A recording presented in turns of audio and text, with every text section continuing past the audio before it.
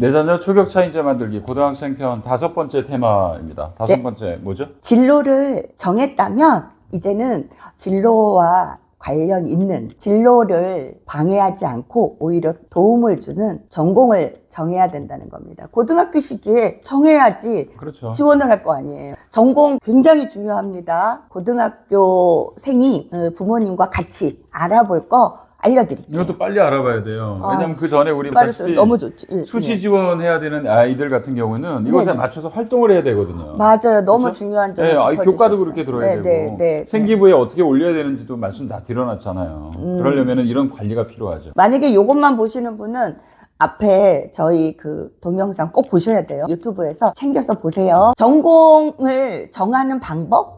전공을 결정할 때 요런 기준으로 선택하라. 사라지는 전공들은요, 사회에서 그 전공을 한 사람이 필요 없다라는 얘기예요. 예, 그러니까 점점 없어지는 전공들에 대해서는 무시할 필요가 있겠죠. 제낄 필요가 있다라는 겁니다. 네, 그리고 새로 생기는 전공들은요, 반대로 미래에 아이들이 그 전공을 공부했을 때 기회가 많죠. 도움이 많이 된다. 그러니까 새로 생기는 전공에 대해서 거부감을 가질 필요는 없다. 오히려 그런 전공들에 대해서 좀 알아봐야 된다. 무조건 뭐 사라지는 그 전공이라 그래가지고 무시할 것도 아니고 또 새로 생기는 전공이라 그래서 막 환영할 것도 아니라는 거예요. 알아봐야 된다는 거죠. 본인의 진로와 얼마큼 연관이 되어 있는가를요. 그 다음에 두 번째입니다. 전공에 대해서 알아볼 때는요, 대학 홈페이지가 가장 좋습니다. 그래서 홈페이지에 들어가서 아니 하다못해 그 1, 2점 더 높이겠다고 그렇게 공부는 강조하고 그러면서 대학 생활을 해야 돼. 지금 가장 중요한 대학 생활에 정말 필요한 그런 정보를 찾질 않고 무턱대고 간다라는 거는 정말로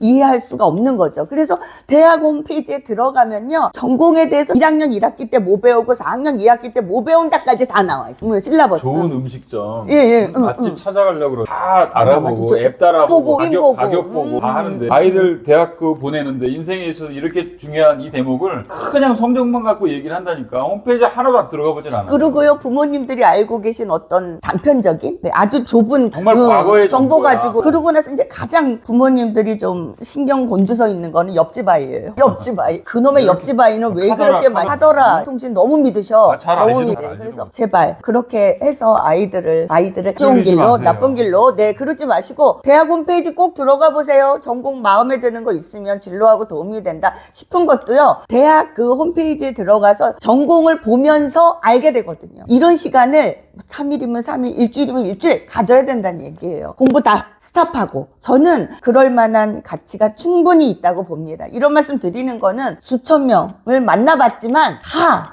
대학에 대해서 대학 갈 그 아이들이, 부모들이 한 번도 클릭을 안 해보고 와요. 그래 놓고 저한테 컨설팅 옵니다. 또 어느 정도 정해가지고 오는 아이가 있어요. 예를 들면은 기계공학이라든가, 저는 그런 걸 하고 싶대. 그리고 또 뭐 우주공학, 아니면 로봇, 뭐 요런 쪽에 대해서 관심이 있고 하겠대. 그 일을. 그러면 이제 제가 물어봐요. 그러면 무슨 과를 가야겠어? 무슨 과도 정해가지고 온 아이가 있어요. 그 과를 정한 이유를 좀 선생님 물어봐도 될까? 그냥요. 그리고 사촌 형이 기계공학과를 갔대. 그래서 지금 무슨 일 하는데? 회사 다닌대. 그런데 너는 로봇 한다는 아이가 그러면 기계공학과가 뭔지도 모르는데 들어가게? 그래서 이제 저랑 같이 찾아보면서 이 아이가 기계공학이 아니었나 봐요. 이렇게 나오게 되는 거죠. 그러니까 이런 실수들을 어디선가 지금도 많이 죄다 지금 하고 있다는 게 마음이 너무 아파요. 그래서 대학 홈페이지 꼭 들어가서 전공 과목 확인할 것, 거기에 대한 그 정보 전부 다 볼 것, 너무나도 잘 돼 있어요. 잘 돼 있어요. 제발. 만약에 블로그 같은 경우에도 정리가 잘 돼 있는 건 있는데 오래된 거라든가 그 올린 지 오래된 정보라든가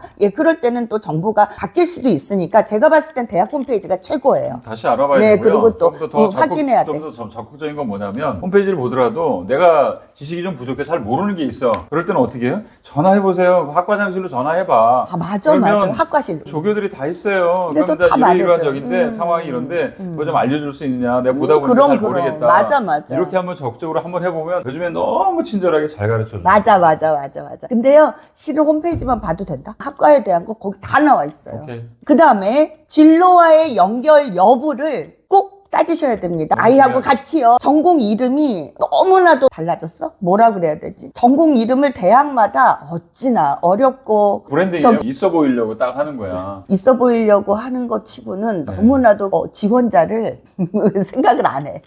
그러니까 지원자가 잘 파악을 해야지. 그래 말이야. 그런데 지원자는 손 놓고 있고 학교는 점점 그냥 있어 보이게 멋있게만 만들어 그러니까 그런 놓고. 조사 안 하고 결론은 뭐예요? 맨날 점수 맞춰 간다니까 그냥. 나중 가서 후회를 전부 다 합니다. 제가 이야기 드렸다시피 학과에 들어가면은 전부 다 뭘 배우는지 거기 써 있거든. 제가 이런 말씀 드리는 거는 비슷한 언어가 들어간다고, 비슷한 내용이 들어간다고 그래서 그 과에서 비슷한 거를 가르치란 법은 없다라는 얘기예요. 전혀 다를 수도 상황에 따라 있거든요. 다 다르고 교수마다 다 다르고. 맞아요. 이를테면 뭐 A라고 하는 교수가 굉장히 유명했어. 그래서 그 교수한테 배우려고 이런 목적을 가지고 들어갔어. 근데 그 교수가 안식년이야.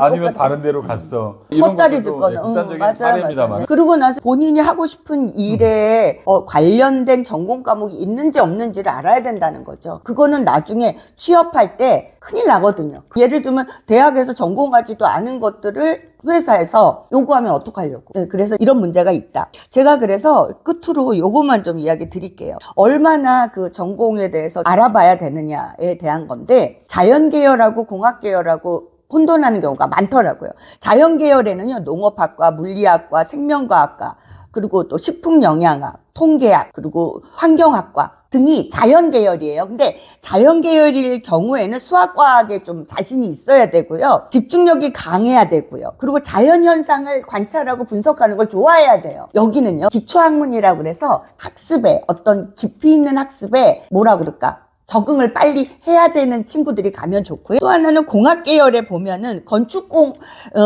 건축학과가 공학 계열에 들어가요. 이제는 이게 그냥 자연 계열이 아니라는 거. 그리고 또 로봇공학, 신소재공학 이런 애들이 다 공학 계열에 들어간다는 거예요. 기계, 섬유, 자동차. 근데 한 가지만 이야기 드릴게요. 공학 계열이라고 해서 비슷비슷한 거 다 배우는 거 아닙니다. 다 달라요. 다 달라. 근데 공학을 가기 위해서는요, 기계, IT 기기, 분해조리 이런 것들 뛰어나야 되고요. 수학하고 컴퓨터 이런 거 잘해야 돼요. 그러고 나서 아이디어 기발해야 되고요. 약간 다르죠? 자연계열하고. 그래서 이만큼 다르기 때문에 전공을 찾아보라고. 아이랑 꼭 같이 부모님께서 찾아봐 주시기 바랍니다. 틀림없이 도움됩니다.